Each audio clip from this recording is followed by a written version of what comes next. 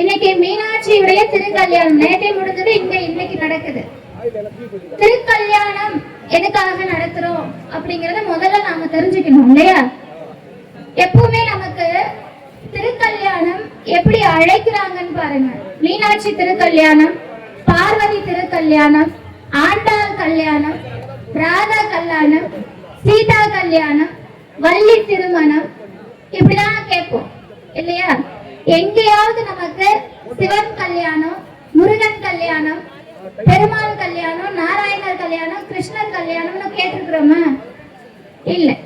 அப்ப ஏன் பெண்ணுடைய, அதாவது அம்பாளுடைய பெயர் முன்னாடி வருது?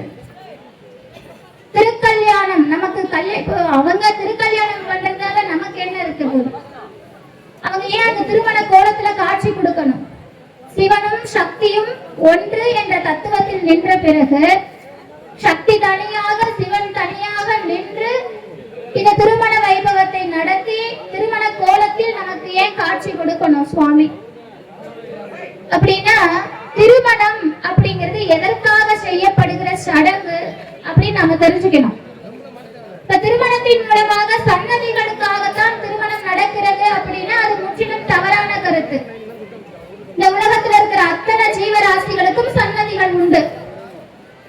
ஆனா மனிதன் மட்டும்தான் இதை ஒரு சடங்காக ஏற்று, அதிலும் குறிப்பாக நம்முடைய இந்து மதத்தில், நம்முடைய சனாதன தர்மத்தில் இந்த சடங்கு அப்படிங்கிறது பல தத்துவங்களை உள்ளடக்கியது. எதனால் நாம் திருமண அந்த சடங்கை செய்யறோம் அப்படின்னா தர்மம் செய்வதற்காகத்தான். அப்ப தர்ம காரியங்கள் ஒரு திருமண வாழ்க்கை, இல்லற வாழ்க்கையில தான் செய்ய முடியும் அப்படிங்கறதா உண்மை.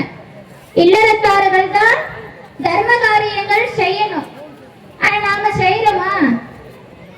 இல்லறத்தில் ஈடுபட்ட பிறகு நாம் தர்ம காரியங்கள் செய்யறோமான்னா இல்லை. அந்த காலத்துல இல்லறவாசிகளுடைய தலையாய கடமை என்ன அப்படின்னா அறவோர்க்கு ஈதலும், அந்தனருக்கு கொடுத்தலும், துறவோர்க்கு கொடுத்தலும், தொல்லோர் மரபின் விருந்தெதிர் கோடலும். இது சிலப்பதிகாரத்துல இளங்கோவடிகள் சொல்ற.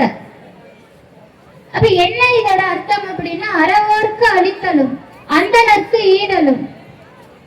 அறத்தை செய்யணும், அறம் வளர்ப்பவர்களுக்கு நாம் உதவி செய்யணும், துறவிகளுக்கு உதவி செய்யணும், தர்ம காரியங்கள் செய்யணும், விருந்தோம்பல் செய்யணும். இது எல்லாமே இல்லற வாழ்க்கையில இருக்கிறவங்களாலதான் செய்ய முடியும். அவ்வளவு ஏன், திருமணம் ஆனால்தான் ஒருவரால் யாகமே செய்ய முடியும். யாகமே செய்ய முடியும்.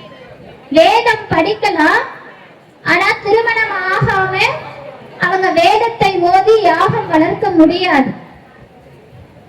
அதனாலதான் ராமாயணத்துல சீதை இல்லாத தருணத்தில் ராமர் என்ன செய்தார்?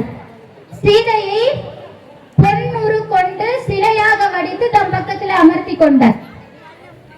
பெண் துணை இல்லாமல் வேதம் கூட வளர்க்க முடியாது, யாகம் கூட செய்ய முடியாது. நம்ம தருமிய பத்தி கேள்விப்பட்டிருக்கோம்ல, திருவிளையாடல் புராணத்துல தருமிக்கு பொற்கிழி கொடுக்க சுவாமி அருள் செய்தார். அது தனிப்பட்ட முறையில செஞ்சாரனா இல்ல. தருமியுடைய பெரும் ஆசையே என்னன்னா சுவாமிக்கு வழிபாடு செய்யணும்.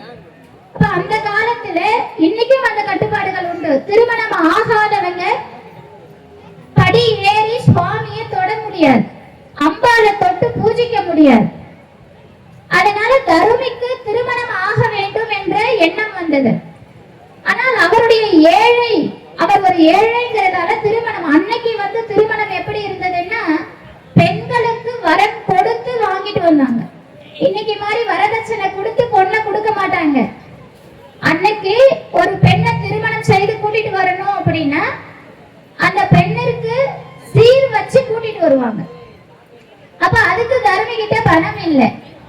அதனால சிவபெருமான் தம்முடைய அடியார் அன்பரான தருமிக்கு அருள் செய்யத்தான் நக்கீரரோட போட்டி போடுறார் இல்லையா? அந்த கதையெல்லாம் எல்லாரும் பார்த்திருப்பீங்க. சின்ன பிள்ளையில இருந்து திருவிளையாடல் புராணம் எல்லாம் பார்த்திருப்பாரு. நம்ம சிவாஜி கணேசன் எல்லாம் ரொம்ப அழகா சிவபெருமானா காட்சி இருப்பார் நமக்கு. அப்படி தருமிக்கு திருமணத்திற்காக பணம் கொடுக்க கொடுக்கிறார். ஏன்னா திருமணம் நடந்தாதான் சுவாமியை அவர் ஆவாகனம் செய்ய முடியும், பூஜை பண்ண முடியும். இத்தனை விஷயம் இருக்கு திருமணத்துல. நாம என்ன நினைச்சுக்கிறோம்? தர்மத்தை நாம நினைக்கிறதே இல்லை.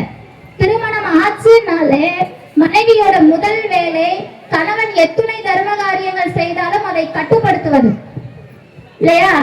அதெல்லாம் நம்ம பண்ணிக்கிட்டு இருக்கிறோம். யாருக்காவது ஏதாவது கணவர் உதவி செஞ்சாலும் கூட மனைவியை ஒரு முறை கணவர் திரும்பி பார்க்கணும். அவங்க பர்மிஷன் கொடுத்தாதான் இவர் ஒரு 100 ரூபாய் கூட யாருக்காவது கொடுக்க முடியும். ஆனா இந்த தர்ம காரியத்தில் பெரிதும் பங்கு வகித்தவர்கள் பெண்கள் அப்படிங்கறத மறந்துடாதீங்க. யாராவது நம்ம வீட்டுக்கு வராங்க அப்படின்னா இன்முகத்தோடு விருந்தோம்பல் கொடுக்கணும் முதல்ல. இதெல்லாம் இந்த தர்ம காரியங்கள் எல்லாம் நடக்கிறதுக்காக தான் திருமணம். சரி, இந்த தர்ம காரியங்கள் செய்யறதால என்ன பலன் இருந்த போது? இந்த தர்ம காரியங்கள்லாம் இல்ல அப்படின்னா மனிதாபிமானமே இருக்காது. தர்மம் அப்படிங்கிற ஒண்ணு இல்லை அப்படின்னா நீங்க யாரும் மனிதனாகவே வாழ முடியாது. அப்படியே சனாதன தர்மம் இதை செய் அதை செய் அப்படின்னு நம்மளை கட்டுப்படுத்துறது கிடையாது. அது இல்லை நம்முடைய மதம். நீ எதை செய்தாலும் அதை தர்ம காரியத்தோடு செய். நீ தர்மம் செய்தால் இறைவன் அங்கே வந்து நிற்பான். சிவாலயத்துக்கு வரோம். இப்படி சிவாலயத்துக்கு வந்த உடனே நமக்கு ஒரு ரூல்ஸ் போடுவாங்க. நந்திக்கும் சிவபெருமானுக்கும் முன்னாடி நீங்க போகாதீங்க. ஏன் நம்ம நந்திக்கு முன்னாடி நிக்க கூடாது? அவங்களுக்கு 2 பேருக்கு இடையில ஏன் போக கூடாது அப்படின்னா, இந்த நந்தி யார் அப்படின்னா தர்மமே உருவானவர். தர்மத்தின் மறு ரூபம் நந்தி. அவர் பேர் நந்தி எல்லாம் கிடையாது. சிவபெருமான் நந்தின்னு தன்னுடைய பெயரை கொடுக்கிறார். அவர் பெயர் செவேஸ்வரர்னு பெயர் அவருக்கு. அவர் செய்த சிவ புண்ணிய தவத்தினால அகமகிழ்ந்த நம்முடைய ஈசன் அவருக்கு நந்தி அப்படின்னு தன்னுடைய பெயரை கொடுக்கிறார். தர்மத்தின் மறு உருவம் நந்தி. அதனாலதான் தர்மத்திற்கும் இறைவனுக்கும் இடையில் யாரும் செல்லக்கூடாது அப்படின்னு சொல்றது. அந்த சுவாமி எங்கே வருகிறார் அப்படின்னா தர்மத்தின் மீதேறி வருகிறார். இவருக்கு நந்தி வாகனம், விடை வாகனம். அந்த தர்ம விடை மீது ஏறிதான் இறைவன் வருவான். எங்கே தர்மம் இருக்கிறதோ அங்கேதான் இறைவன் இருப்பான் அப்படிங்கிறத இது பொருள். திருமணம் அப்படிங்கிறது சாதாரண சடங்கு இல்லை. நம்முடைய சமுதாயத்தை சீர்படுத்தும் ஒரு அற்புதமான சடங்கு இந்த திருமணம். அதிலும் நமக்கு இந்த சைவ திருமணம் அப்படிங்கிறது பெரிய பேரு. சுவாமிக்கு தீப ஆராதனை காட்டின உடனே அவங்க அந்த தீபாராதனை தட்டை உங்ககிட்ட கொடுத்தாங்க. நானும் பார்த்தேன் எத்தனை பேர் இதுல இருந்து திருநீர் எடுத்து வைக்கிறீங்கன்னு நான் பார்த்தேன். ஆனா ரொம்ப குறைவு, ரொம்ப குறைவு. இங்க இருக்கிற எத்தனை பேர் நெத்தியில திருநீர் இருக்கு அப்படின்னு விரல் விட்டு எண்ணிடலாம் போல இருக்கு. ஏன்? திருநீருக்கும் நமக்கும் ரொம்ப தூரமும். அப்ப திருநீற்றை பற்றின புரிதல் நம்ம கிட்ட இல்ல. அதனால திருநீரை நம்மளால தொட முடியல. யாரால திருநீரை தொட முடியும் அப்படின்னா பல காலம் புண்ணியம் செய்து பற்பல பிறவிகள் எடுத்து அதில புண்ணியம் செய்து சிவனுடைய அருளை பெற்றிருந்தாலொழிய உங்களால திருநீரை தொடக்கூட முடியாது, தொடக்கூட முடியாது. திருநீரை நீங்க தொடறீங்க அப்படின்னா சிவன் அருள் பெற்றவர்கள்னு அர்த்தம். ஏன் அப்படின்னா இது வெறும் திலகம் கிடையாது. நாம நெத்தியில வச்சுக்கிற சாதாரண மஞ்சள், குங்குமம், சந்தனம் போன்ற திலகம் கிடையாது. இந்த திருநீரே சிவபெருமான். இந்த திருநீரே சிவபெருமான்.